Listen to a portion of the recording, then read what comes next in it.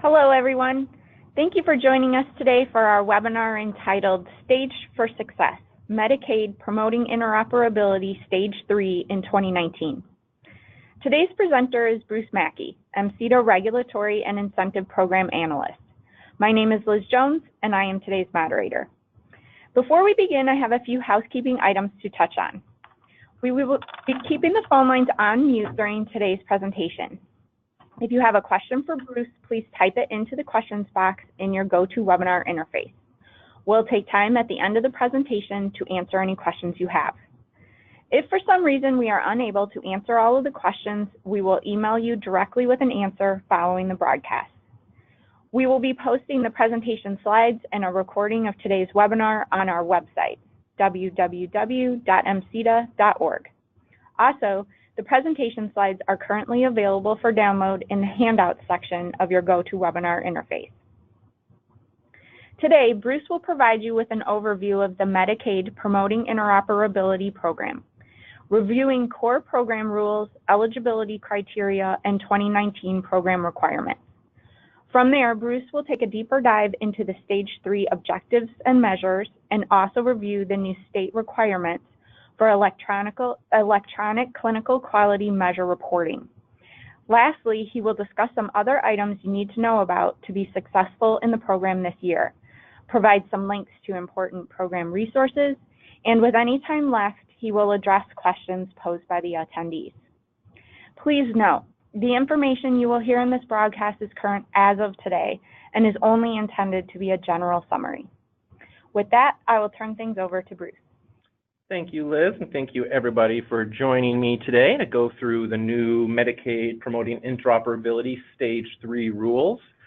Before I begin, one last housekeeping note to bring up. We have the fire department on site testing the fire alarm system in our building. They are going to be actually setting off the fire alarm as part of that test. That test was supposed to have happened prior to this broadcast, but has not.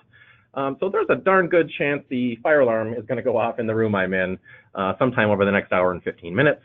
It shouldn't last too long. No cause for alarm. I'm not burning up, and I will do my best to just pick back up as soon as it shuts off and you all can hear me again.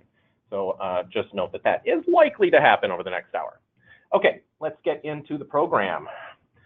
So we'll start off with some of the basic highlights, basic rules. So starting off with the name change. So about a year ago or so, CMS changed the name of what we all know as the Meaningful Use Program.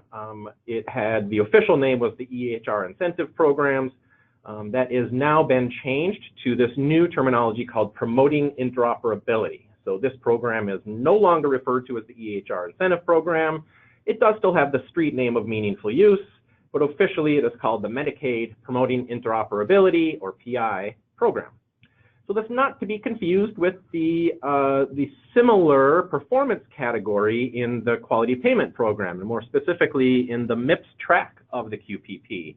That also has a component called Promoting Interoperability, but that is just one of the 4 performance categories of that program.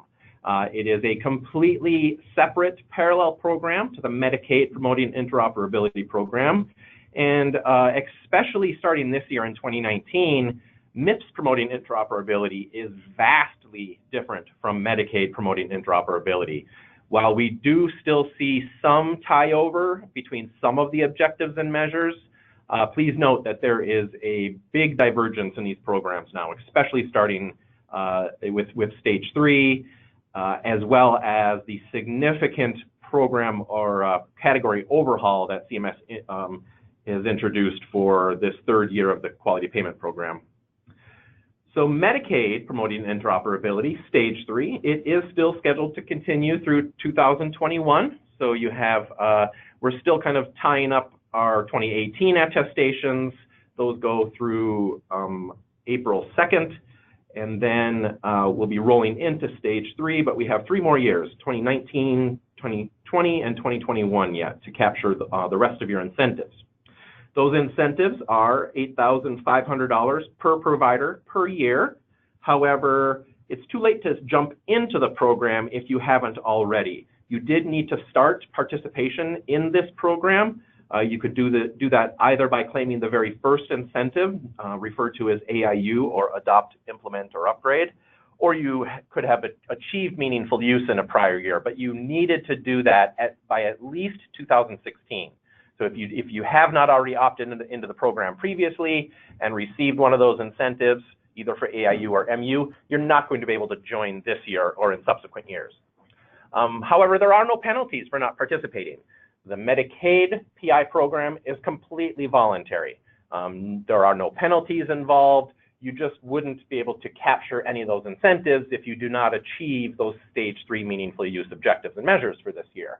But again, no penalties. It is a completely optional program, unlike the quality payment program or the MIPS program, where you may or may not be mandated to participate in that program. You are not mandated to participate in this. However, there's a lot of money to be had if you can achieve these now much greater or increased stage 3 objectives.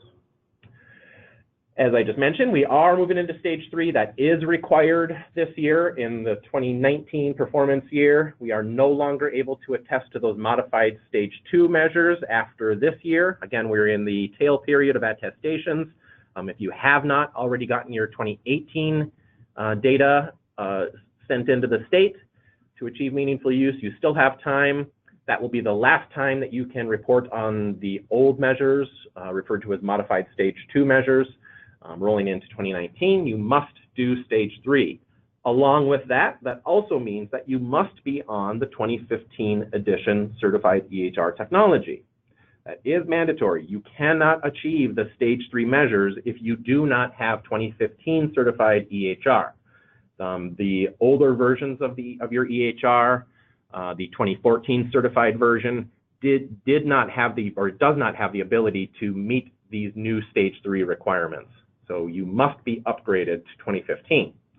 If you have not yet been upgraded to 2015 technology, that is okay, but you must ensure that you are upgraded to 2015 version from your vendor no later than October 3rd of this year. Why October 3rd? Because that would be the beginning of the last 90-day reporting period.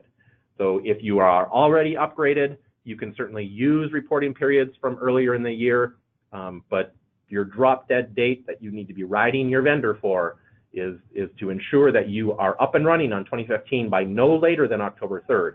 And to be honest, you'd want to back that up a little bit. Oh, we have our fire alarm going off, but it's not sounding in the room here, so I think I'm okay to continue. Okay, so if your vendor cannot get fully certified by October 3rd, that could also be okay. That last bullet there, where it says you must be using 2015 technology on day 1 of your reporting period, and that version must gain that certification by the last day of the reporting period. I don't think a lot of providers are going to find themselves in this boat, but just know that is available. So if a lot of the vendors, while they're working on that certification for their new version, might be out there pushing those updates to their clients. So while they've got you on the technology for 2015, they haven't yet gotten their certification from the Office of the National Coordinator for Health IT. That is okay, as long as your vendor gets that certification by that 90th day of your reporting period. So again, you have to be using the technology, and then it must be certified by the last day of that reporting period.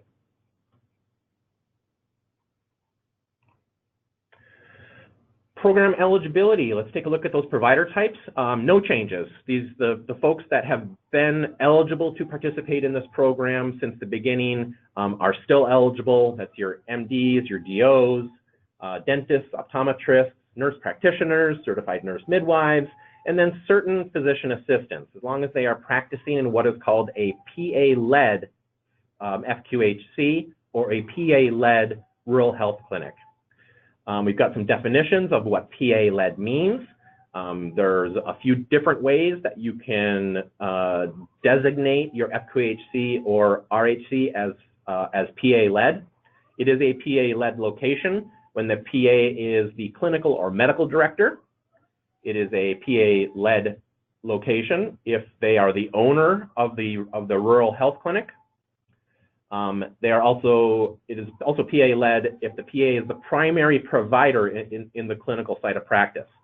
And this is where we see a lot of folks getting their PAs in the door. It's by proving that they are, quote unquote, the primary provider. And there's a couple of different ways to do that. When there is a part-time physician and a full-time PA, the PA would be considered the primary provider. And you'll have to substantiate that through some sort of data source. And then that last bullet is where, again, I think we see the majority of the PAs getting in the door. So when you are looking at your 90-day eligibility reporting period, as long as one of the PAs at your location has more encounters in that 90-day period than any of the other providers, then let's say an MD, that would mean it is a PA-led FQHC or RHC. So you might be thinking, hey, I could probably, my medical doctor always takes the month of July off to go on vacation. If I include that 90-day period or the month of July in that 90-day period, because that provider is gone for some of that 90 days, that's going to mean my PA is going to have more visits during that 90-day period than my MD. That would be called a PA-led FQHC. It is totally okay to do that, and you can get your PAs in the door and get them capturing those remaining incentives as well.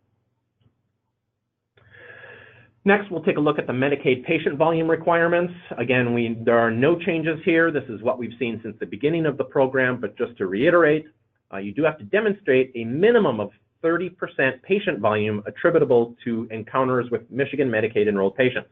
So you look at a 90-day eligibility period, you look at all of the visits for all of the patients in that 90 days, and at least 30%, more than 30% of those patients need to be Medicaid patients. For pediatricians, they can optionally lower that threshold down to 20%. However, just note that that will also lower the incentive payment. If you qualify at the 20% level, you are only going to get 2/3 of that incentive payment. And also note that mid-level providers do not meet the program's definition of a pediatrician. So if you have a pediatric office and you have a nurse practitioner in that office, by the definition of the program, that nurse practitioner cannot be deemed a pediatrician. So that mid-level provider can't qualify at that lower percentage of 20%, even though the other providers, if they're all MDs or DOs, they would be able to qualify at that lower 20%.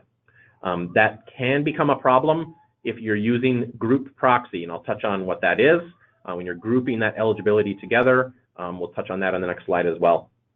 But just note that if you're going to group proxy at the 20% level, if you have a mid-level provider in your group, that's not going to work. Your nurse practitioner is going to get left behind because they need to qualify at the 30%.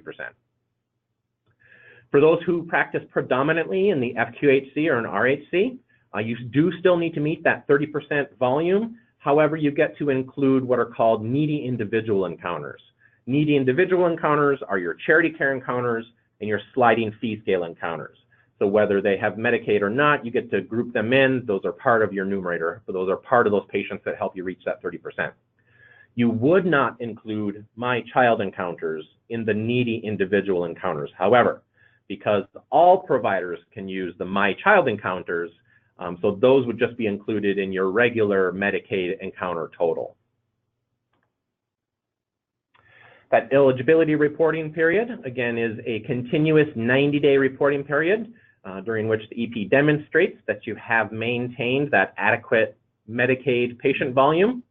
There are a couple of different ways to prove that you are meeting that eligibility reporting requirement. You can do it by looking at prior 12 months. This option is defined as the prior 365 days from the date of EP attestation. So if you're going in today to a test and you're going to prove that you're going to use prior 12 months to pick out that 90-day continuous reporting period for eligibility, you would be looking from today backwards 365 days. You could also pick prior calendar year. That is the prior calendar year to the program year of participation. So as you're logging in to finish up your 2018 reporting period, the prior calendar year would actually be 2017, the calendar year 2017. So again, prior calendar year is the prior calendar year from the program year. So note that once the attestation period opens, it creates what we call here at MCEDA the dead zone of unusable eligibility dates. So just note this, you have to pay attention to this because we run into this issue over and over again every year, and there's no way around it. So let's take, for example, if you are logging in today to do your 2018 Medicaid PI attestation. If you log in today, the first part of the year, January 1st of 2018 to March 20th of 2018, is no longer in either one of those options. It is neither the prior 12 months, and it's no longer prior calendar year. So there's no way to use those first 3 months of eligibility if you're logging in today. Those dates in 2018 can't be captured by either one of those options. There is no way around it. You just have to pick a different 90-day reporting period. You can, as I mentioned previously, as we've been able to do for years now in the program, you can, instead of proving that program eligibility provider by provider, you can optionally use the group proxy option, which is where you are using the entire clinic or group practice's eligible patient volume. So it's one report set that captures all of the visits and all of the patients for all of your clinicians, and you can qualify all of the providers at that 30% all at once. This is a great way to get all of your providers, even your low volume Medicaid providers, in the door. So let's say you've got somebody practicing at 80% Medicaid patient volume, they very much qualify, and then you've got somebody at 20%, you could use the group proxy, which is going to average everybody together, and it's going to get those low Medicaid volume folks over that 30% hump as well. So you can do this, really you get to define what that group proxy is or what that data set looks like. You could run that at the tax ID level. We see a lot of folks do it at the group NPI level, where you're just looking at maybe one location perhaps if you are a multi-location organization. So you get to kind of define how that group proxy works and who's included in that group proxy. So it can either be done at the full tax ID level, it can be at the group NPI level, but you do have to use one methodology per year. So either all of your clinicians are being qualified at the group proxy level, or they're all using individual data. You can't pick and choose and do some via group proxy and some via individual. And you can use a different methodology year to year. So if you've used group proxy in the past, you do not have to continue with that. You can flip over to individual or vice versa. So let's look at the actual Medicaid program requirements. As I already mentioned, you are required to report on stage 3 objectives now in 2019. There are 8 objectives that have a total combined 20 associated measures. It is a minimum 90-day reporting period for your objectives and measures. You can report anywhere from 90 to 365 days of data. It is your choice.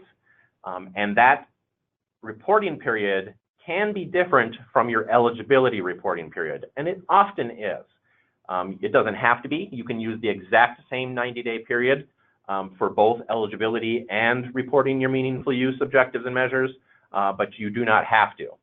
And if you're using prior calendar year for eligibility, you wouldn't be able to, because you're going to be picking that eligibility reporting period back in 2017, where your objectives and measures would be measured in the current year, the current program year.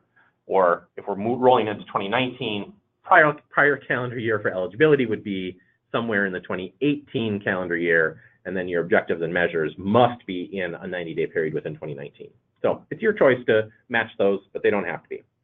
As I already mentioned, you do have to be on your 2015 Certified EHR Technology, or CERT. And just like in previous years, you do have to report on 6 clinically relevant electronic clinical quality measures.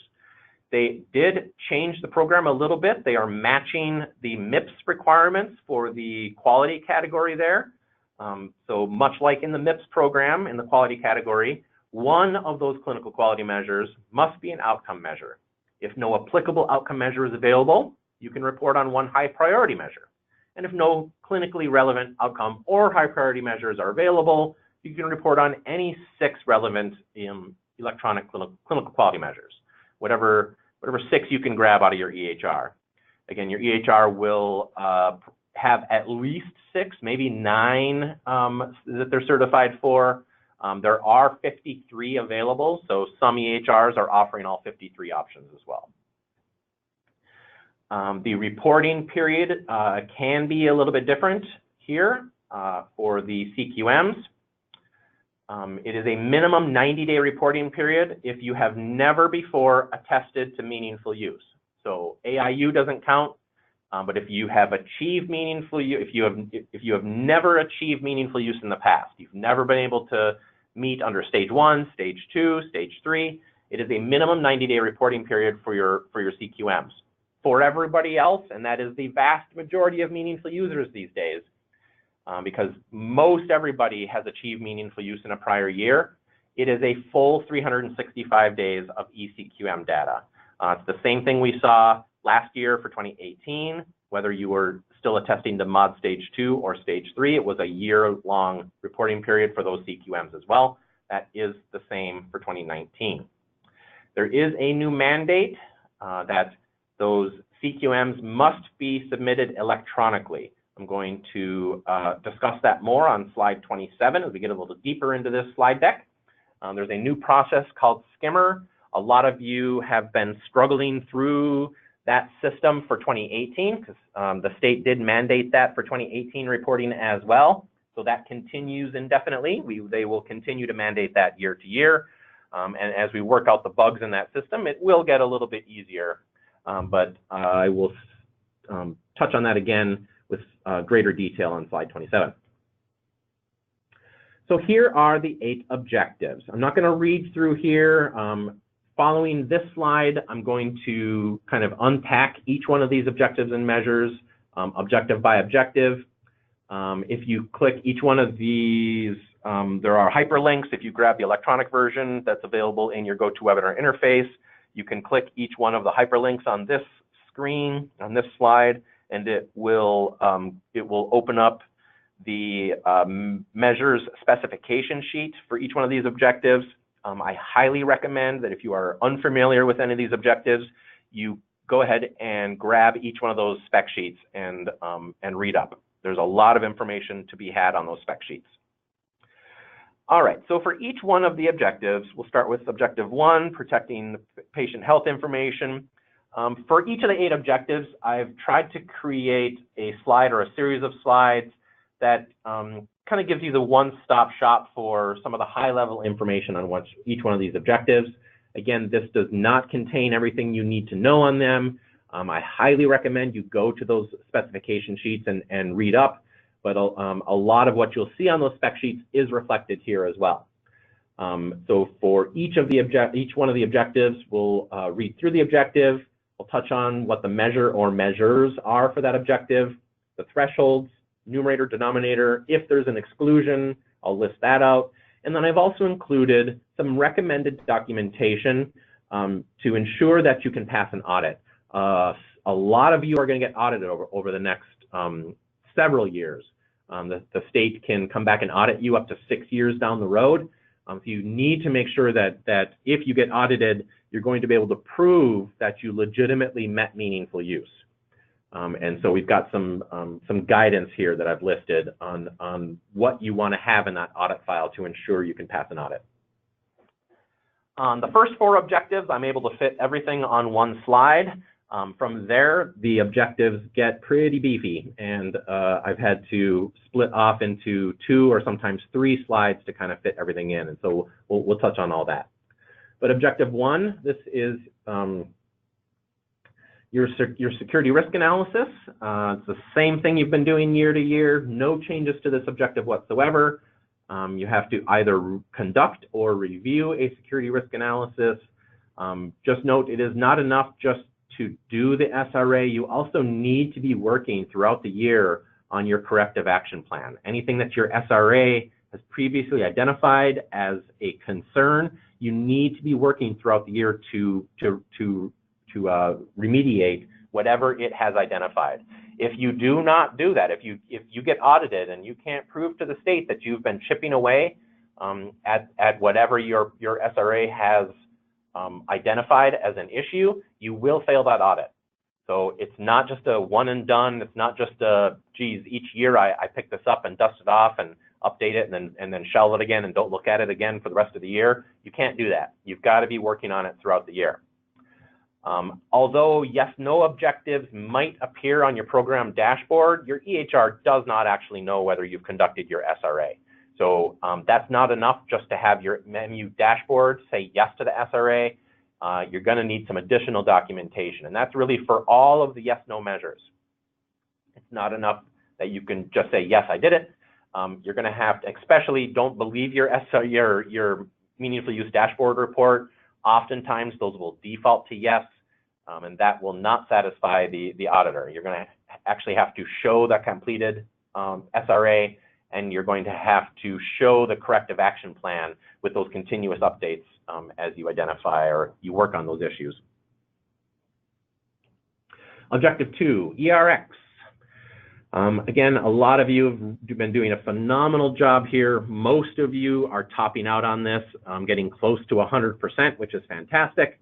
But in this measure for stage 3, it is more than 60% of permissible prescriptions that are written by the EP are queried for a drug formulary. That is an important part of it, and transmitted electronically using your cert.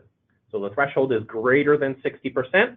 I'll pause here and note an issue we still are seeing with some of the vendors. Some of the vendors have their dashboards triggered at 60%. So as soon as you hit 60%, it's going to say you've met the measure. That is false. You have not met the measure unless you are greater than 60%. It can be anywhere above 60%. It can be 60.00001%. Anything above 60% will work, but you are not meeting the threshold at 60%. So just be wary that some of the EHR vendors still have this wrong this many years into the program. You've got the numerator and denominator listed there. There are exclusions.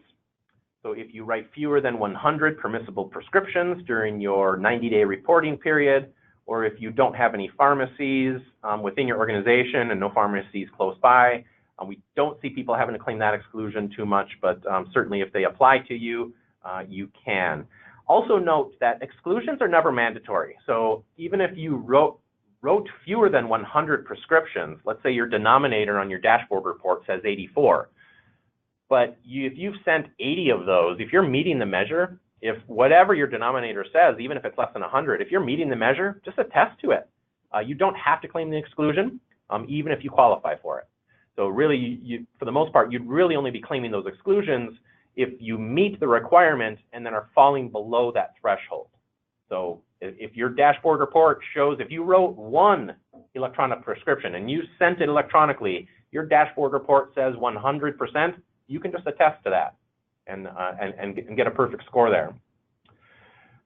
If you are claiming the exclusion, just note that you'll need to prove that. You'll have to have some sort of documentation that proves that you wrote fewer than 100 permissible prescriptions. Oftentimes, your meaningful use dashboard report would show that. Your denominator would show that it's less than 100, and that would suffice there. But if you're claiming the second exclusion, where you don't have pharmacy access, you're going to have to figure out a way to prove that as well. Objective 3, clinical decision support. We haven't seen much change here for a few years. You're implementing CDS interventions focused on improving performance on high priority health conditions. There are 2 measures here. You must satisfy both of them to meet the objective. For measure 1, that is implement 5 clinical decision support interventions related to 4 or more of your clinical quality measures that you're reporting on at a relevant point in care. These have to be enabled for the entire 90-day reporting period, so you need to ensure that these are turned on as of day one and prove that they are turned on as of day one. If you can't find 4 that are related to the EP scope of practice, you're going to want to pick ones that are related to high priority health conditions. Measure 2, the EP has enabled and implemented the functionality for drug-drug and drug allergy interaction checks for the entire reporting period. Again, we've seen both of these measures for several years now, so hopefully these are up and running in your practice and you're not turning them on and off for your 90 days. Turn them on, leave them on. That way you know you're covered for the entire 90 days. So again, this is one of those yes-no measures that you're going to need additional documentation for. There is an exclusion for measure 2 only, so if you write fewer than 100 medication orders, you can claim the exclusion to say that I do not have to have the drug-drug and drug allergy interaction checks turned on. Honestly, I don't really know why you wouldn't. That is fantastic functionality. No matter how few medication orders you write, I would advise you to have those interaction checks on. They only provide vital information. So again, even though your meaningful use dashboard might say, yes, you have these turned on, that is not enough to satisfy the auditor. You're going to need some additional proof that you're meeting the objective. So you can document that relationship between your interventions and your CQMs. You can have written confirmation from the system administrator. You can use redacted print screens that prove that everything is turned on and working. Any one of these, you don't have to have each one of these. These are all just examples of documentation that are going to satisfy the auditor on the other side. If you do claim the exclusion for measure 2, you're going to need, again, that documentation supporting that the provider wrote fewer than 100 medication orders. But again, the meaningful use dashboard would achieve that. Objective 4, CPOE. We have seen these 3 measures for some time, although there is a threshold change on a few of them as we roll into stage 3. So under this objective, you're using CPOE for medication, labs, and radiology orders. Again, this objective is ensuring that only certain folks are entering these orders. Not everybody can take part in CPOE. It's really your MDs, your DOs, your mid-level providers can be doing this, your licensed nurses can be doing it, and your credentialed medical assistants can also be doing CPOE.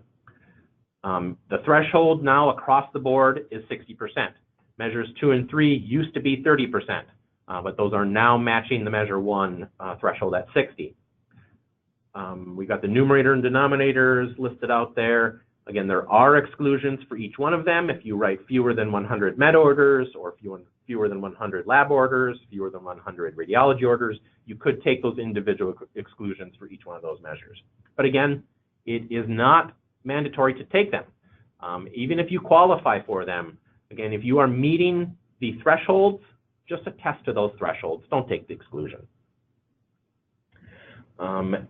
You do need to provide documentation of the credentials for any staff members that are doing the CPOE, especially your medical assistants. If you've got MAs that are doing CPOE, you have to ensure that those medical assistants have graduated from some accredited MA school. Around me here, we've got Ross and Everett, and I think there's a couple others that are these MA schools that these folks are attending, and then they graduate and they get some sort of diploma. Get that diploma on file. Keep that in your audit file, because you'll have to prove to the auditor that if your MAs are doing CPOE, that they have the credentials necessary, or they have that diploma. They don't have to be certified, but they do have to have graduated from a credentialed medical assistant program. For the other folks, your MDs and your DOs and your RNs, their medical license is enough to keep on for documentation. If you are claiming the exclusion, you'll need to prove that as well. But again, the meaningful use dashboards, just looking at the denominator on those dashboard reports is enough to satisfy the auditor there.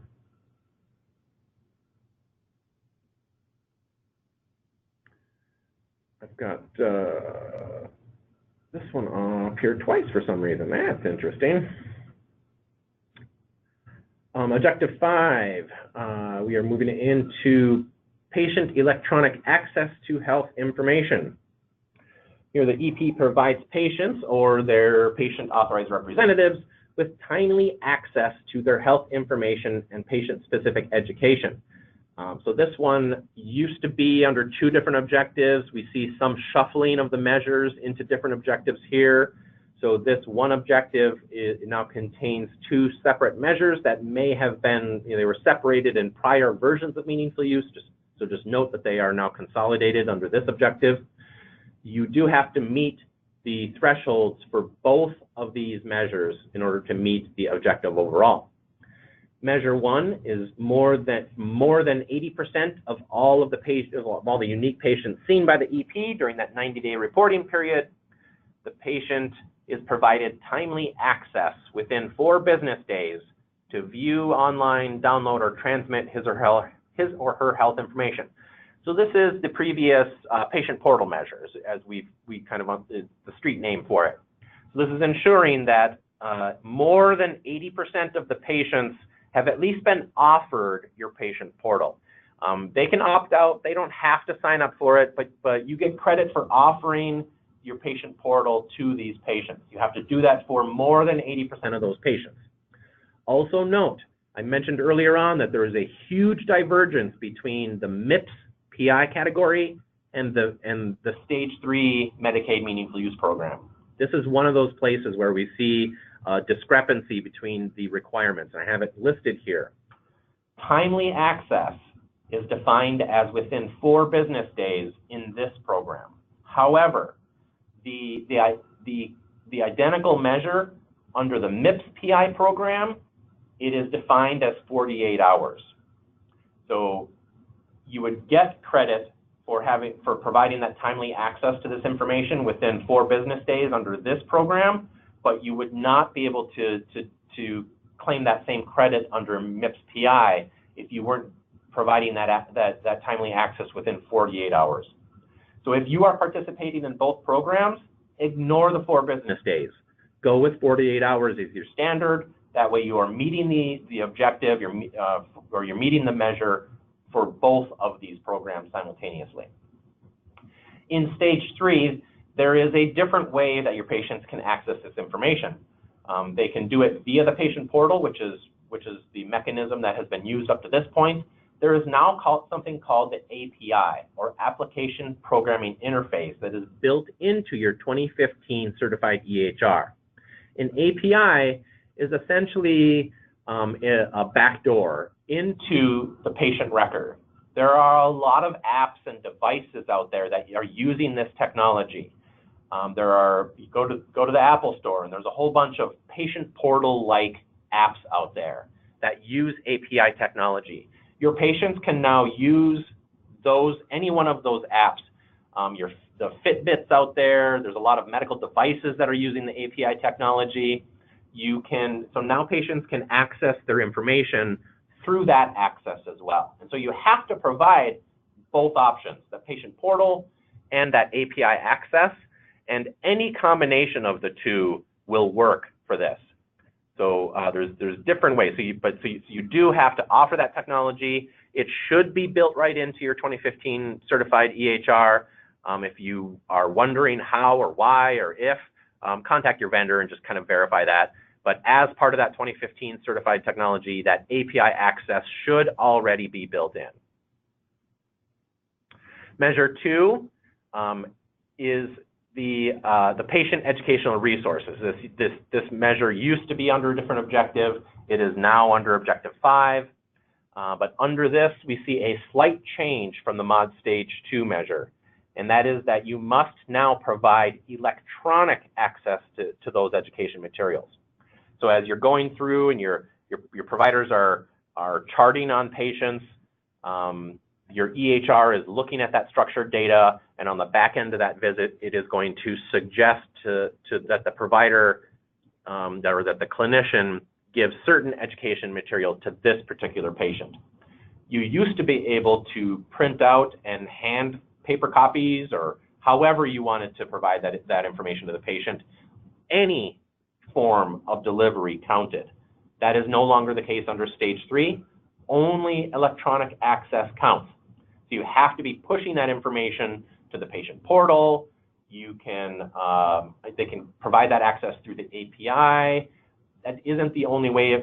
Really, CMS does not define electronic access as long as it's not kind of that printed material. You could still provide it in printed form also, as long as you still provide it via that electronic method as well. That is where you get that numerator credit, is through that electronic access to those materials.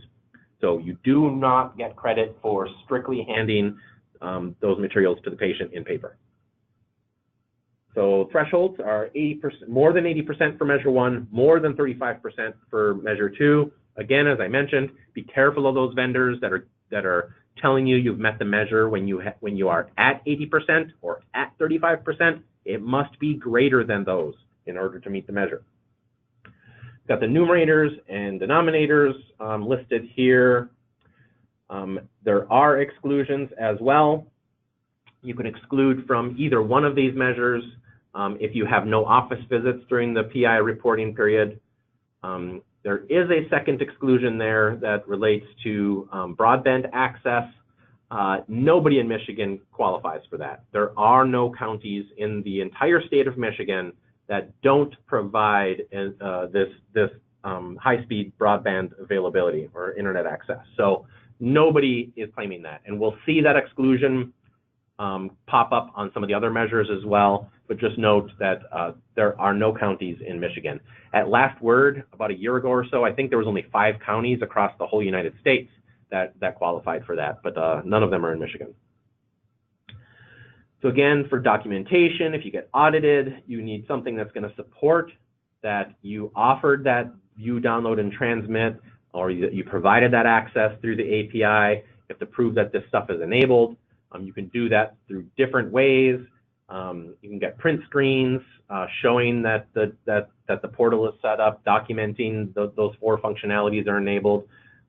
Print screen of a test patient that shows this being used. Any of these options here. Just grab something that's going to show that you had this functionality enabled during your reporting period. And if you are claiming an exclusion, I know of very few clinicians that can actually say they have done no office visits during the reporting period. But if you do claim that exclusion, you're going to have to prove that as well. And that second one doesn't count, again, because nobody can claim that there is not adequate broadband access in any county in the state of Michigan. Objective 6, coordination of care through patient engagement. Under this, you are using your certified EHR technology to engage with patients or their authorized representatives about the patient's care. So this has 3 measures, and you must attest to all 3 of them, but you have to meet the thresholds for 2 of them to meet the objective. So out of these 3 measures, you could fail to meet the threshold on any one of them, and you'd still be able to meet the measure.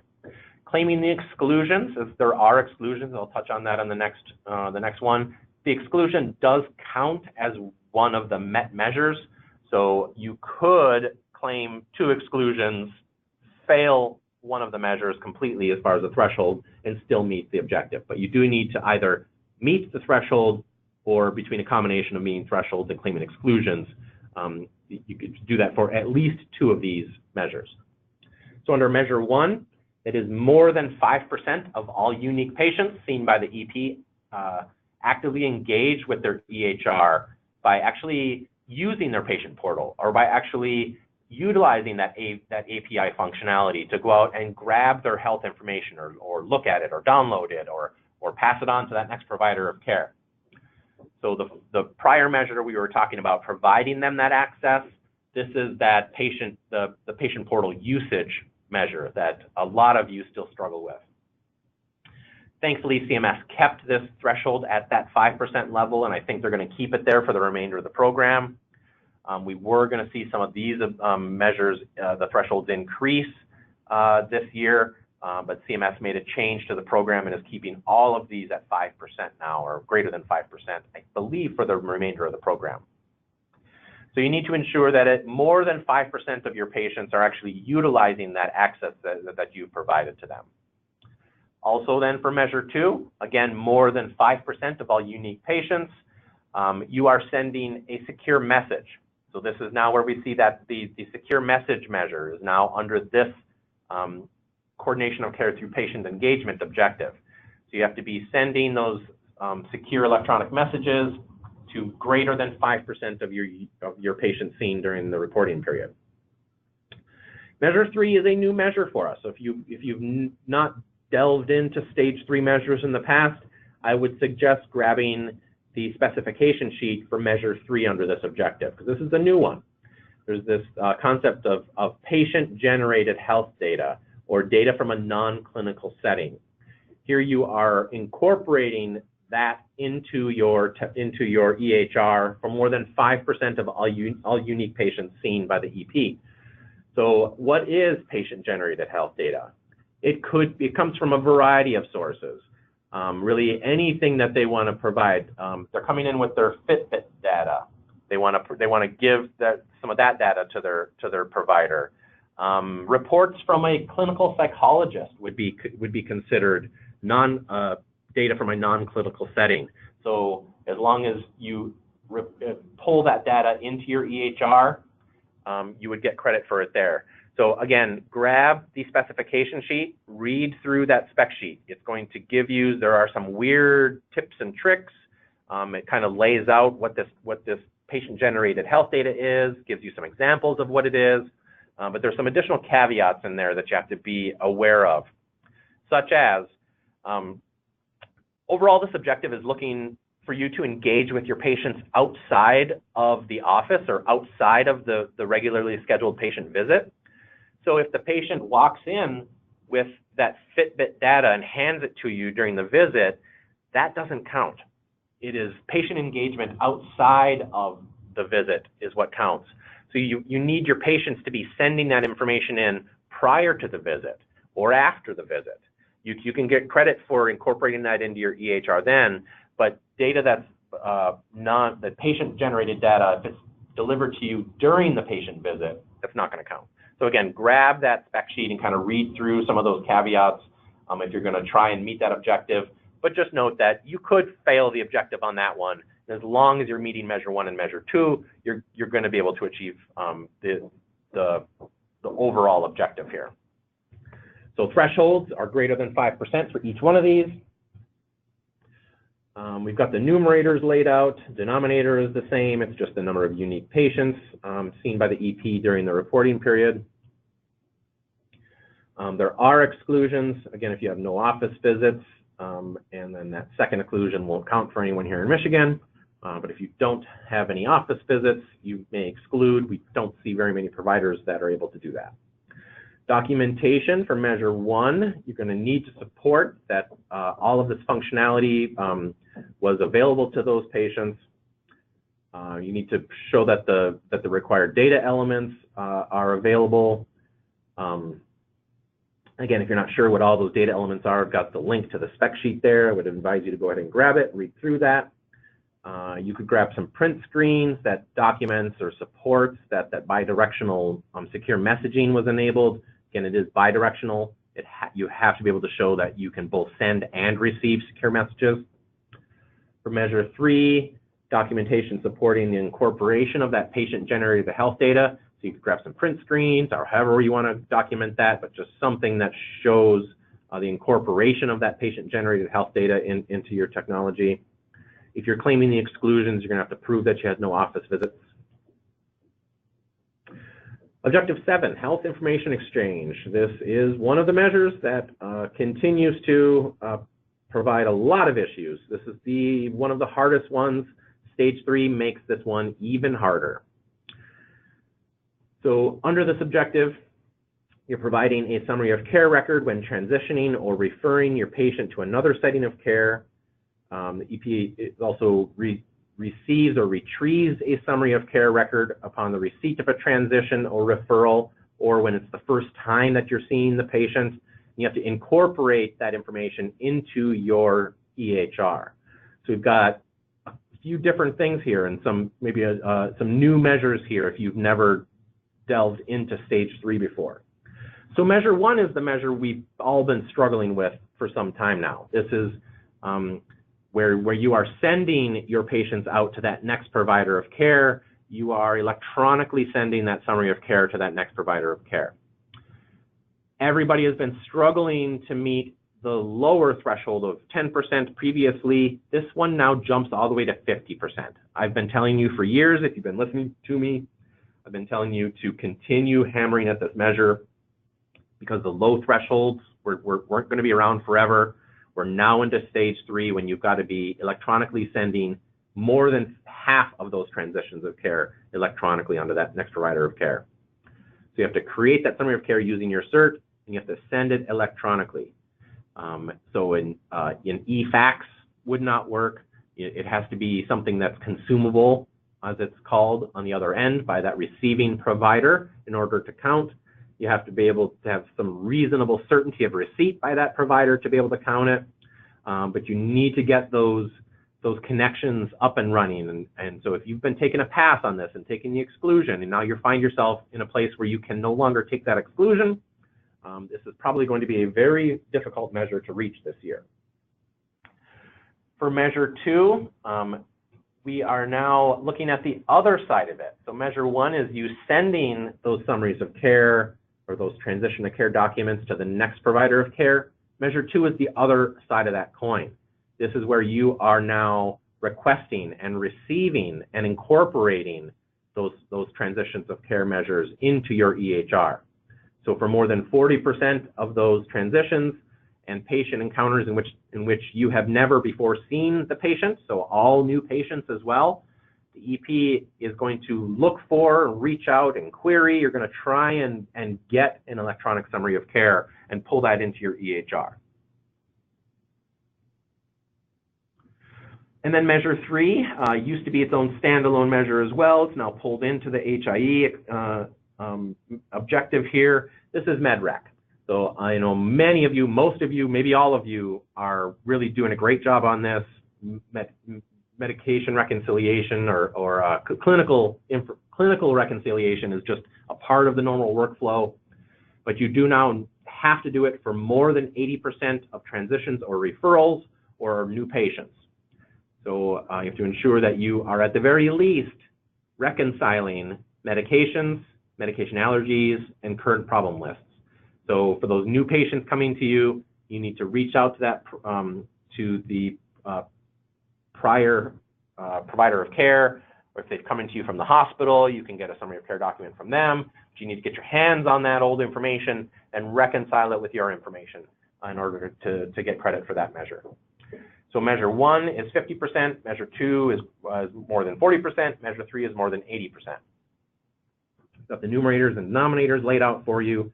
There are exclusions for these measures. So as we've seen previously for measure 1, if you transition or refer fewer than 100 times during your reporting period, you can still claim this exclusion. The second one's not going to count. Under measure 2, again, for an EP who has fewer than 100 transitions into their care or referrals into their care, or fewer than 100 new patients during that reporting period, you could claim the exclusion for measure 2. And same thing on measure 3, any EP for whom the total of transitions or referrals received and patient encounters for those new patients is fewer than 100 during the PI reporting period. You can exclude from measure 3 as well. Documentation and audit guidance, again, you're going to need to document. Oftentimes, there's enough built into your meaningful use dashboard that's going to satisfy this, but you also need to verify that the certain fields are not left blank for like current problem list, med list, medication allergy list. So there's some of those mandatory data elements that have to be listed, and you can look at the spec sheet there. You also need to be able to prove that reasonable certainty of receipt, to be able to count that numerator credit. It's not enough to just send that summary of care onto that next provider of care. you need some sort of reasonable certainty of receipt that the receiving provider has actually received what you sent them. And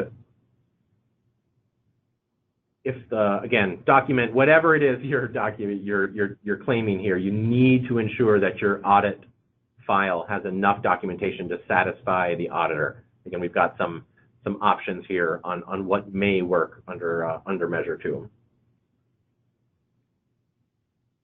Objective 8, Public Health and Clinical Data Registry Reporting.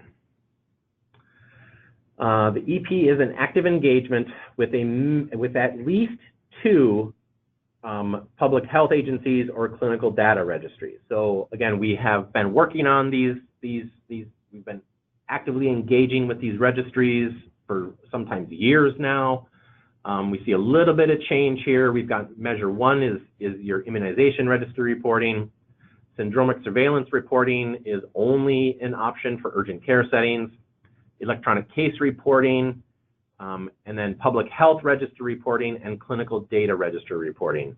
So a lot of the specialized registries, there used to be a specialized registry measure. Don't fret that you don't see specialized registry here. Really, all of those specialized all of what was previously called a specialized registry is going to map to either Measure 4 or Measure 5. So if it is being managed or offered by a state or federal agency or a national registry, it's going to be a public health registry. A lot of the other ones, if it's let's say the IRIS registry or something like that, it's going to fall under a clinical data registry. So you have to ensure that you are actively engaged with at least 2 of them. It could be the same measure twice. For instance, you could report to 2 different public health registries, and that would satisfy it. You could report to 2 different clinical data registries. We've got some providers that ride the border between Michigan and Ohio and see patients in both states. You could connect to both states' immunization registries, the Ohio registry and MICR here in Michigan, and so that you could claim Measure 1 twice under that model. That also works. I won't go through all the exclusions here. There's a lot to unpack, obviously, but there are exclusions so that you may not need to be actively engaged with 2 registries. If you struggle to locate enough registries that are clinically relevant to you, you can claim exclusions. I'll run through that in just a moment as well. But just note that there are exclusions available to you as well. And then whatever you are connecting with, make sure that you've got that documentation. Each one of these registries is supposed to be able to provide you with some sort of documentation that proves that active engagement. So work with those registries. A lot of the state-run registries are managed through the state's program called HISTR, HSTR. You go to that system and you can print that documentation that shows that active engagement. The same thing we've been doing for years. Here are all the state-run or state-managed options for you under public health. So we've got the immunization registry reporting. I'll pause here, and I need everyone to listen. If you have previously engaged with MICR, the rules change under Stage 3. It is now bidirectional. Up to this point, you could be actively engaged with MICR to connect MICR to your EHR, but that was only one way. It was only a one-way connection. There is now this. It is called Query by Parameter, or QBP. That is a bidirectional interface. You must be actively engaged for bidirectional. So your previous engagement, if you were previously in production with MICR, that is no longer going to count for this year, because Stage 3 requires you to have that bidirectional interface. So if you have not already, I would urge you to reach out to MICR and get in the queue for their new bidirectional. They've been bringing a lot of practices up and running on this over the last few years. So many of you are already live on their bidirectional interface. Again, it's called QBP, or Query by Parameter. It is a bidirectional interface. You must at least be in the queue, meaning you have to at least reach out to MICR to request that functionality. If you do not do that, you are not meeting the stage 3 requirement, and this MICR will not work to satisfy your public health objective for this year. So make sure that you are working with MICR to get up and running on their bidirectional interface. You got some syndromic surveillance reporting. Again, that is only an option for urgent cares. We've got the cancer case reporting, the Michigan Cancer Surveillance Program, the Michigan Birth Defects Registry, Michigan's Dental Registry, otherwise referred to as MITRE, the Michigan Automated Prescription System, or MAPS, that has been onboarding a lot of providers right now. Again, so you can become actively engaged with MAPS. It's not enough to just be using MAPS. Everybody who writes controlled substances must have a MAPS login. Having that MAPS login isn't enough. This takes it to the next step where you are connecting the MAPS system to your EHR. That is what, getting on board with that integrated functionality with MAPS is what satisfies this public health registry reporting. And then we still have electronic case reporting as well under the Michigan Disease Surveillance System. So active engagement can be achieved through one of 3 different options here. Same options we've had for year to year. So option 1 does have a specific time frame or clock ticking here. You have to complete the registration to submit that data within the first 60 days of your reporting period. That is the only one of these 3 options that has that caveat attached to it. But if you are only going to be able to get to option 1 of active engagement, you need to ensure that you've done that within 60 days of your reporting period. You might be in option 2, where you're somewhere in the onboarding process with that registry or whether it's a public health agency or whatever it is. You could be somewhere in that process where you're working with them, or your EHR is working with them to connect those systems for that data transfer. That would be option 2. Or if you're through that process and you're up and running and you're sending live production data, that would be option 3. Any one of those is enough to achieve the objective for that measure. So what must EPs do prior to claiming a public health measure exclusion? You have to first look at all the state options. So look back at the slides we were just on, look at those Michigan options, see which ones are relevant to your provider scope of practice. If any of them are, you need to onboard with those ones. If they're clinically relevant and technologically capable, sometimes your vendor is the brick wall there where they don't have the capability to connect. So if none of those are an option, you can roll to number 2. Look at the medical societies to which your providers are affiliated. Do any of those societies endorse or sponsor a valid registry for use in the program? If so, then you would have to become actively engaged with that registry. If neither of those are an option, so none of the state options work for you, you're not connected to a medical society that endorses or sponsors a registry, at that point then you can claim an exclusion for one or both of the required measures. I talked about the new state requirement that your clinical quality measures must be sent electronically. I've got some information here that was effective on 1/1 of this year, so that wrapped all the 2018 attestations into this new requirement as well. This new system called SCIMR, as we pronounce it, CQMRR, the Clinical Quality Measure Reporting and Repository Service. Really, what you're doing there is you're submitting those to MIHIN, Michigan's Health Information Network, which is sort of the umbrella that encompasses the entire HIE landscape across Michigan. They're going to validate that file that you upload with them, and then they pass it on to the CHAMPS or EMIP system for the state so that you can complete that process. They're phasing out that manual quality measure submission process. So what we've done in the past where you're just keying in those numerators and denominators, you're still doing that for your meaningful use measures and objectives, but for clinical quality measures, you can't do that anymore. At least this year, you have to try to do it electronically if you can. Overall, what the state is trying to do here is move towards a report once capability. There are a lot of programs out there that are requiring that providers submit these quality measures, whether it's meaningful use or MIPS. There's some state level quality programs. There's the PGIP program. Some of the insurance companies have some sort of quality metrics in there where they are relying on these same quality measures.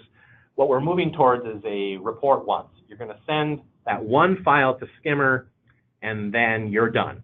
Skimmer will eventually be able to parse out that data to all these other programs, so you can use that one file, that one data set to satisfy multiple programs.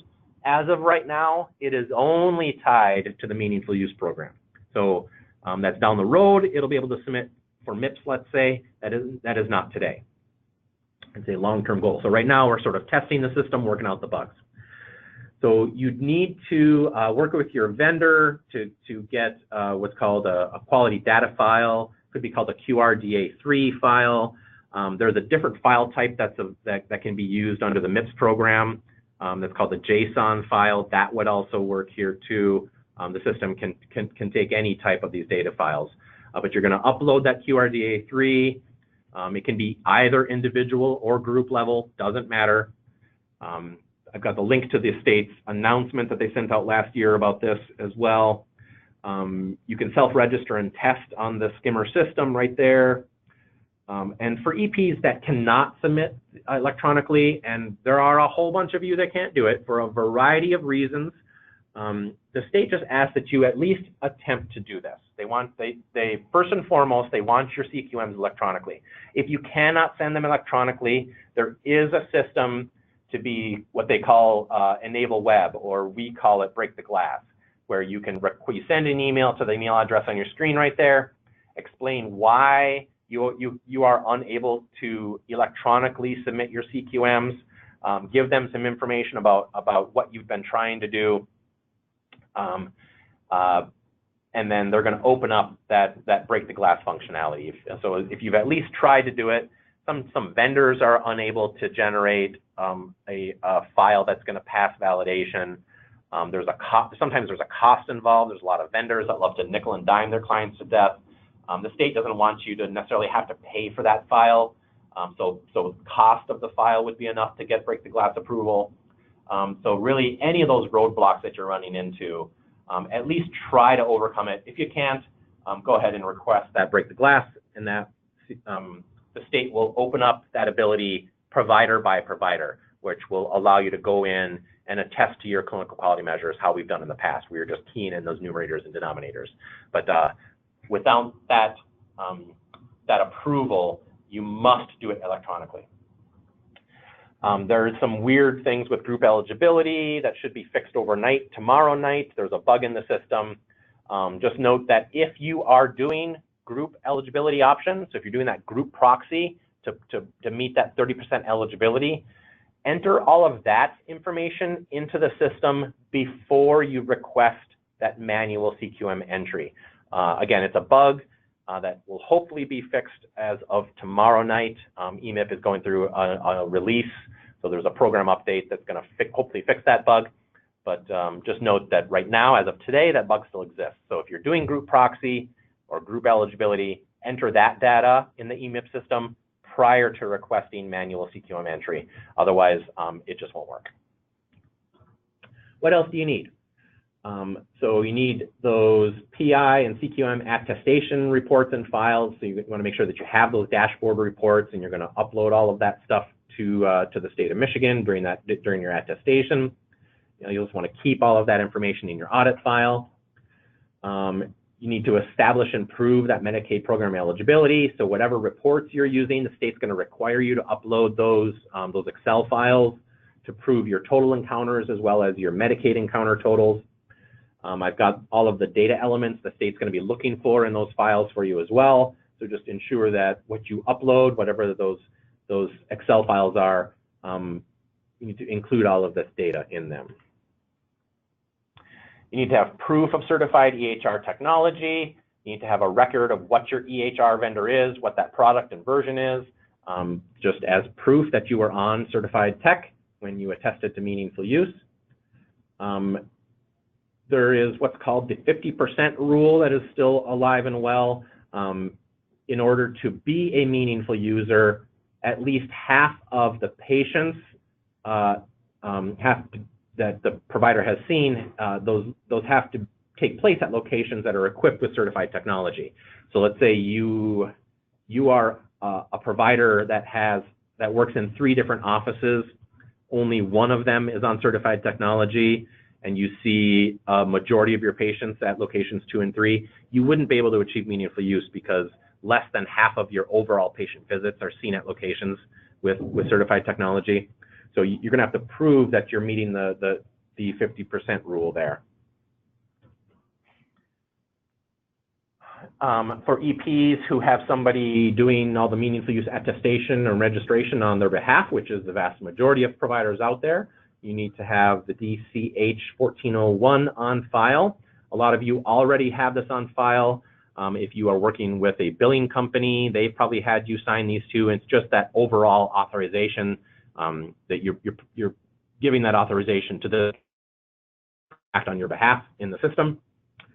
For EPs practicing in an FQHC or an RHC only, you need to have a report that verifies your needy individual populations, or documentation supporting that the EP practices predominantly in the FQHC, if that's applicable. And if you are claiming to be a PA-led location, however you are claiming that, again, back on the front end of this presentation, we talked about the different ways you could have a PA-led FQHC or RHC. Whatever one of those you choose to use, make sure you have documentation of that. We've got a bunch of resources for you here, right from the federal registration website all the way down to the skimmer website. There's a host of information here. Really, everything I've touched on is embedded somewhere in these links, but there is a whole lot of information I was not able to touch on over the last hour. And with that, we will get to some of the questions that have come in. Let's see, we have a few minutes left. I'll get through some of these, and any of them that I do not touch on during the broadcast here, I will email you directly. So you still have a few minutes to get anything in. All right, let's see what's come in.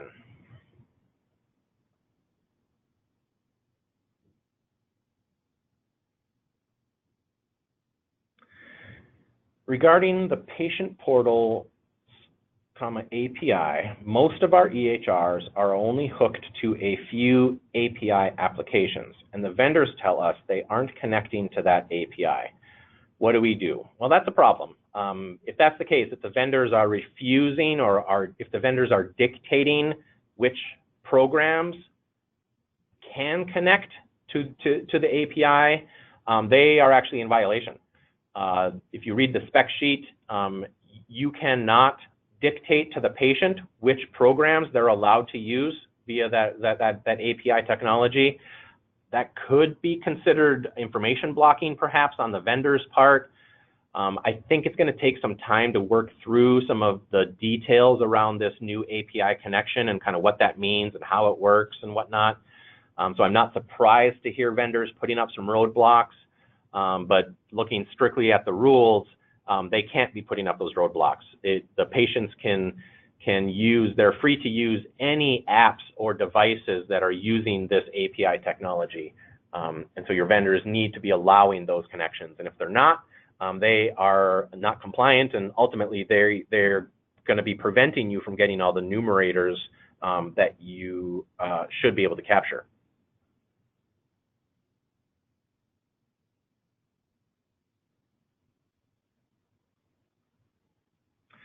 We have had 0 of our providers making the measures, even 2 out of 3. I can speak for our health system, and others are probably in the same boat, that there will be very few providers that will make it this year, thus killing the program for most. Yeah, that's certainly the case. I do see that. I know stage 3 is going to be very hard to achieve. It is not a mandatory program, so if you do not achieve meaningful use, nothing's going to happen in terms of a penalty.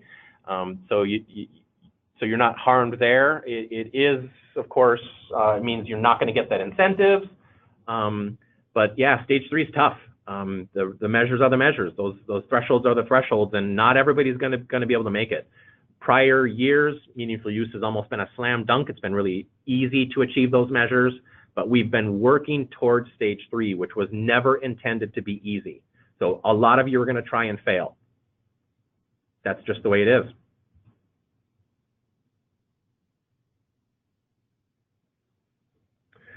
For objective 7, with 3 measures, if we apply for an exclusion, let's bump up to objective 7.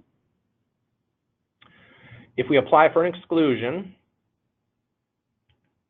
do we still have to make the other 2? Or is the one that we applied for an exclusion count as one of the 2 that we have to meet? So you have to attest to all 3 measures, whether that is sending in those numerators and denominators or claiming exclusions. You have to attest to all 3 measures, and you have to meet the objectives for 2 out of 3 of them. So you could claim an exclusion on 1, meet the objective on 1, and fail to meet the threshold on the 3rd one, and you'd meet the objective. Because that exclusion kind of gives you that free pass, that's going to count as one of the 2 out of the 3.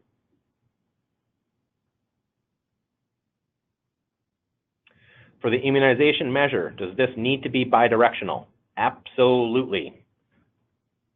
It does have to be bidirectional. If you look at, I don't have it reflected here on the slide, but the only thing that counts for stage 3 is bidirectional. So you have to at least be in option 1 of active engagement. You had to have at least reached up to MICR to request that next level of functionality, that bidirectional functionality. They may not be able to get to you yet. They are about to get flooded with requests for QBP, but they have brought thousands of providers up on QBP across the state over the last couple of years, and they're making great headway on that. So you do not have to get into production, but you at least have to get in the queue for to onboard with QBP. We only have 1 out of 13 of our EHRs that offers this. As long as you're on your 2015 technology, you're going to be able to request QBP. Even if your vendor is not ready with that technology, that is okay. You would still be able, as long as you did it within 60 days of your reporting period, you're still registered for it. So the fact that your vendor is not capable of QBP yet, of that bidirectional, that is okay, because you would still be able to achieve option 1, which is that you have registered for QBP. So your vendor is putting up a roadblock in that they're not technologically capable of getting into testing and validation or into production, but that's okay.